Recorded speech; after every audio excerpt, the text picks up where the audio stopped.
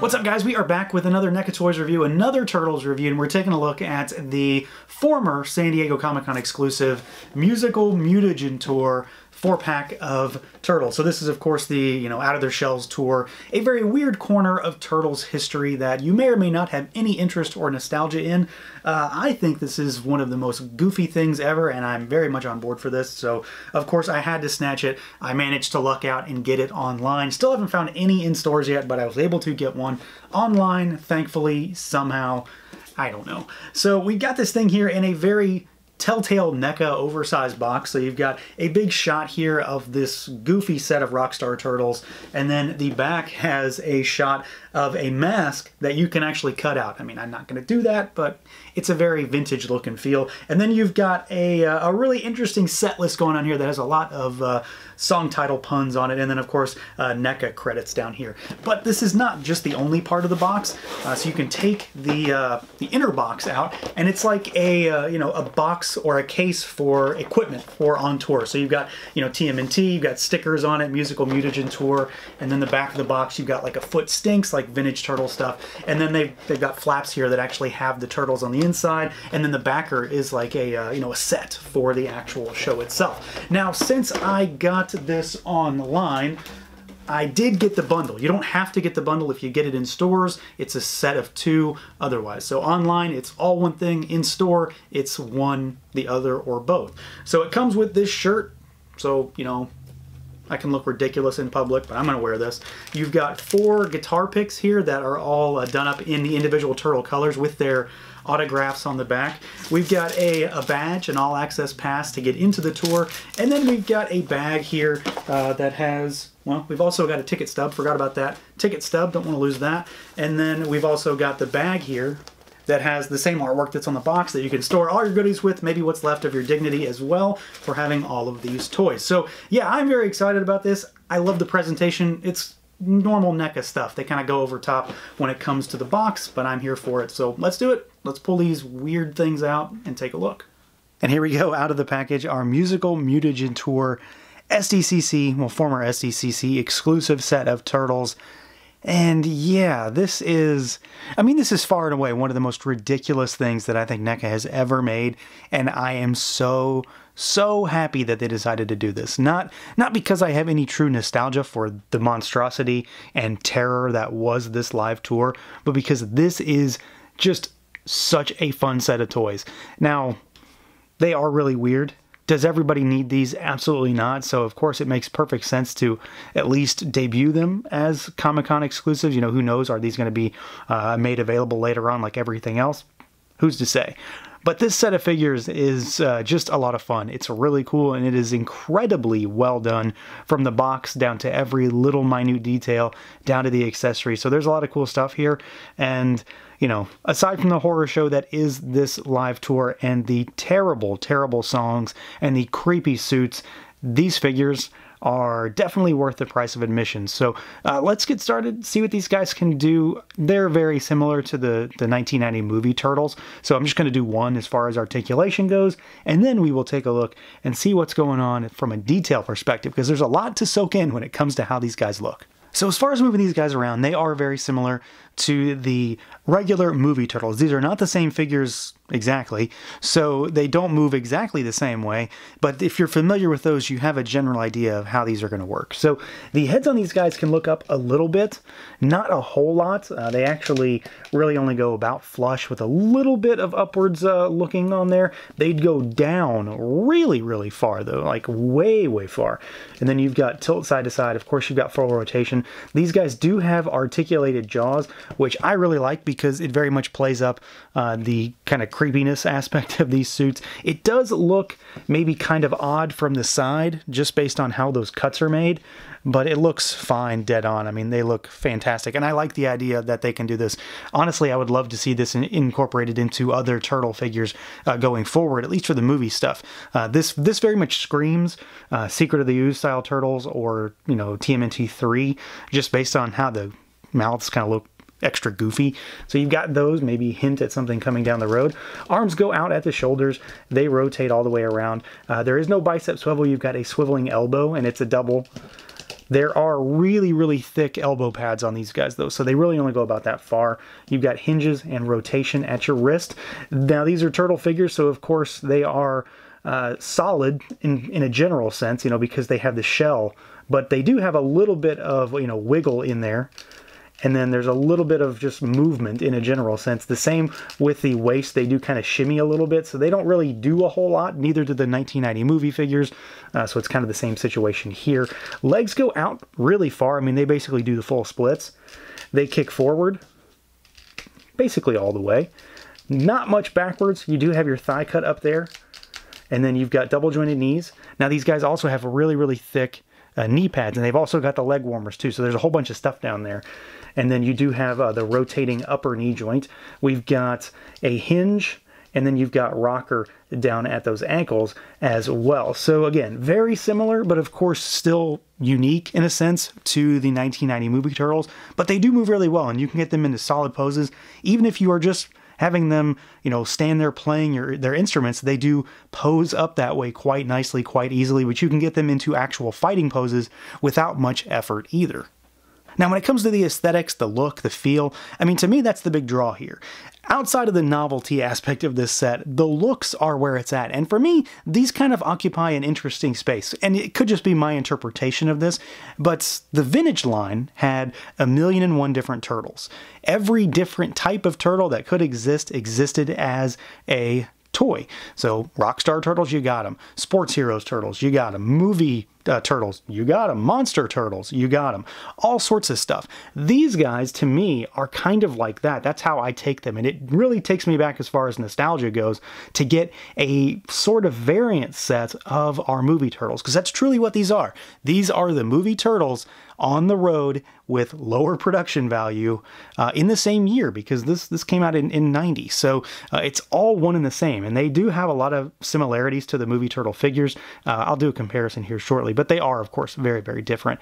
But they stand apart. They are very unique. They even stand apart amongst themselves, too, because they're all color-coded, obviously, and I don't need to tell you who is who, but you've got Mikey with the star pattern, you've got Donnie with the yin-yang, you've got Leo with the moons, and then you've got Raph over here with like the X or the cross. And so you've got variances between them and things like that. You know, you've got like their initial is emblazoned on the jacket, so Raph has an R.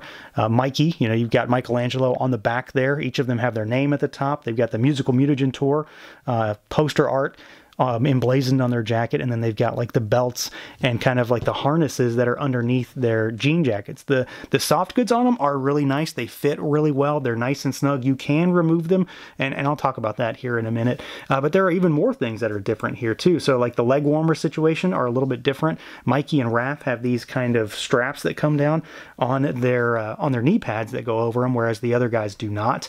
And of course, everything there is color coded. So you've got purple armbands, you've got purple wristbands for Donnie, you've got purple knee pads, you've got the purple leg warmers, and all of that runs through. So each turtle has their own matching color code as far as what they've got. And then of course, you know, you've got things like the headsets up on the top of the head. So you've got a microphone with the strap that comes over, and then you've got like a little bendy wire over here to be like an actual wire that's hanging down off of them. So I think they look really, really good. I mean, again, it's a goofy thing. It's a very novelty set type of thing when it comes to the overall idea here.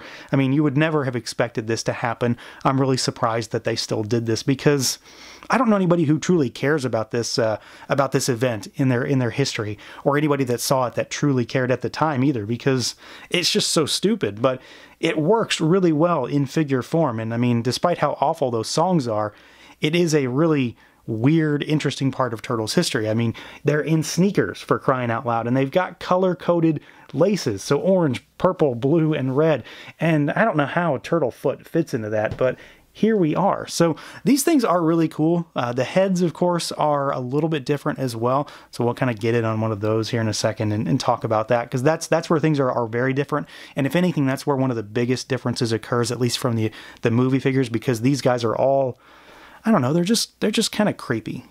So when it comes to the heads on these guys, Yeah, I mean, they are very different. They do seem to be a little bit larger. They're all a little bit more uniform as well, in terms of each turtle being very similar to one another. But you've got, you know, this big kind of almost bulbousy mask. The eyes are really, really sunken in, and I think that contributes a lot to some of the kind of creepiness factor that these turtles have compared to the actual movie suits. And then, of course, you've got your open mouth there, which I do really like the idea behind giving them articulated jaws. They do have this very kind of Showbiz Pizza almost smile on their face is what I think of. I could see these being like animatronics in a Showbiz Pizza, and their masks do have a little bit of metallic paint to them, so they're maybe a little more pearlescent than metallic is the best way to say it, which matches the armbands and the knee pads. And then there's just a lot of detail all over it, so a lot of that spotting that we're used to seeing from the movie figures and things like that. So it's one of those things that kind of contributes to them being very, very different, but it's still, I mean, it's still really well done, and everything is very crisp and clean, nicely sculpted, nicely painted. And while we're talking about stuff like this, you can, like I mentioned, remove the jackets that they're wearing. And the best way that I saw how to do it was to just kind of take one and you can kind of pull it backwards a little bit and then pull it up over, whichever arm's gonna work with me here. Pull it up and over the arm pad, and then you can pop that jacket off. And they had kind of a couple different looks. So this is the one, you know, this is one of the big looks. Between having the jacket on, you had one where they did not wear it. So they've got incredibly shiny shells back there. I mean, they just sort of like glisten. It's like they're almost wet. And then you've got the belt that straps around it and these harness pieces. So it's a really weird look. I mean, I don't know. It's goofy, it's awkward, it's strange, it's very peak Turtles to me, you know. So I don't know that I'm ever really going to display them this way, but I do really, really like this jacket. And I like the idea that it's removable. I like that you can easily take it off, and it's very easy to put back on as well. Just slip it back over those arms. So you do at least have a couple different options if by some chance you have a preference for jacket on versus jacket off in this weird corner of Turtles history. One of my favorite areas of this set is undoubtedly the accessories, though, because of just exactly what these things are and their propensity for maybe being able to be used elsewhere. Granted, I don't tend to do that, but it'll be funny to see what people do with some of these accessories. So, of course, this is a musical tour, so these guys were playing instruments, and they've all got, for better or worse, themed accessories. So I'll kind of go through each one of them as far as what musical instruments they have, and then we'll talk about the rest. So Mikey was the leader here, really. He was the lead vocalist, and he played guitar. So he's got this kind of shooting star guitar here, which has an orange inlay, black, and it's only got 3 strings, and I'm pretty sure that's how it was in the show too, because of course, you know, all these instruments are a bunch of nonsense. Of course, these can be used by anybody.